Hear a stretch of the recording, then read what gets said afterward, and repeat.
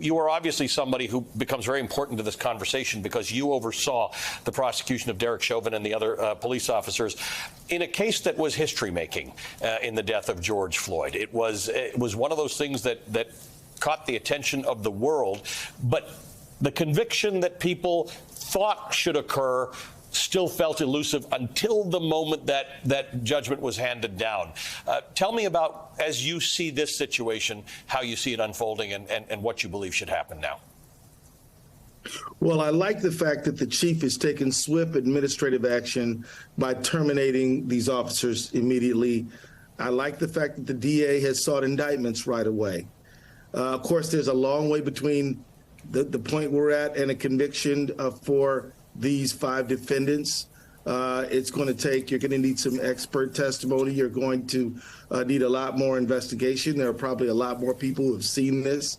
You're going to have to do strong jury selection because you have a very diverse county. And of course, your judicial draw, it will make a big difference in the outcome of the case. But I think that prosecutors who are pursuing justice, bringing the facts forward, have a real shot at justice so far, because I think they've gotten off after this horrible, tragic beginning to a start that looks like it might end up in a place where justice is possible. You know, Attorney General Ellison, we talked in the aftermath of that prosecution about all the particulars that went into bringing that case in the state of Minnesota and how a conviction was won. Can you give a sense of the obstacles of prosecuting police, particularly in cases like this that involve police violence and against Black victims? Yeah, thank you, Jelani. Let me tell you, I think that one thing that we all need to be realistic about is that most of the people who will go out and peacefully protest won't be able to be on the jury. You will have a jury pool that is very diverse from all sectors of the community, some of whom don't see this case the way that many people who might go out and protest might see it. I can tell you that historically, jurors tend to resolve doubts in favor of police officers because we're trained and we want to believe them. So that's just a reality. Another reality is I think you may end up in a debate around medical causation in this case. You might find that the defense is going to say, well, he didn't really die because of what we did. There was something else that happened to him. Certainly that was operative in the Floyd matter.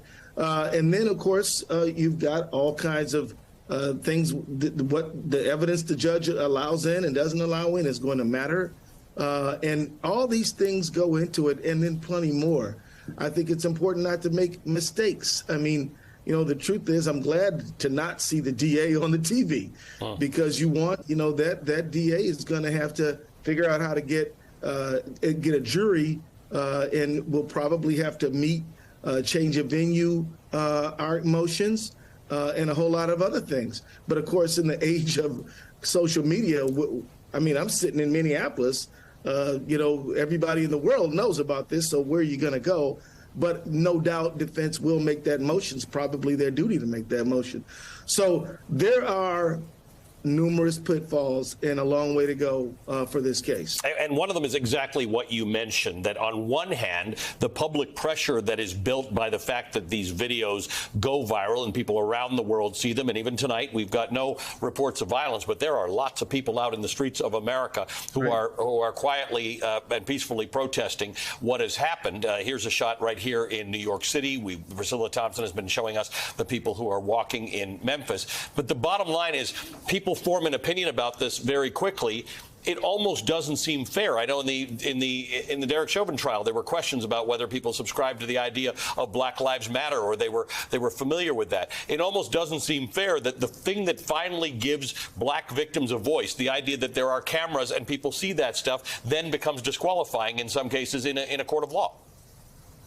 Yeah, it is tough. I can tell you that in a lot of cases, African-American potential jurors who talk about their real-life experiences and things that they saw, that might be the basis of a challenge or a peremptory challenge to say that they have a bias and therefore would be excluded from the jury. I can tell you in the Floyd case, one man as a matter of fact, a man and a woman who came forward with their honest views were excused from the jury, even though they said they'd be willing to put aside what they saw and go based on the evidence they heard in the courtroom.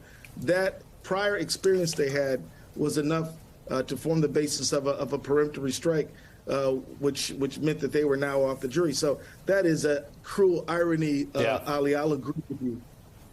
You know, I wanted to go a little bit further with that line of questioning and ask, what kind of cooperation or buy-in might the district attorney in Shelby County expect from the police department itself in bringing charges against 5 of its now former officers? Well, I think one of the things we saw in Minneapolis is that the chief right away, Madeira Arredondo, fired these officers. We called Chief Arredondo as a witness. I can see how the chief in this case may be called to talk about what is your pattern, what is your practice, what do you train these folks to do, and did their conduct deviate from what you've trained them? Also in Minneapolis, we had Lieutenant Zimmerman testify, who's the longest serving Minneapolis police officer, who said that we don't train this, and that in his view, this was, a random, off the path act of violence, and condemned it from the stand, and so I expect in this case you're going to see that. Now back to your point, Jelani, is it self-preservation, or is it heartfelt just disgust and objection and candid observation? I don't know. I do know this: whenever the department won't stand behind officers' bad conduct, that is helpful to the jury, because then the norm is for the juror is, okay, I'm on the chief's side, not on those guys' side.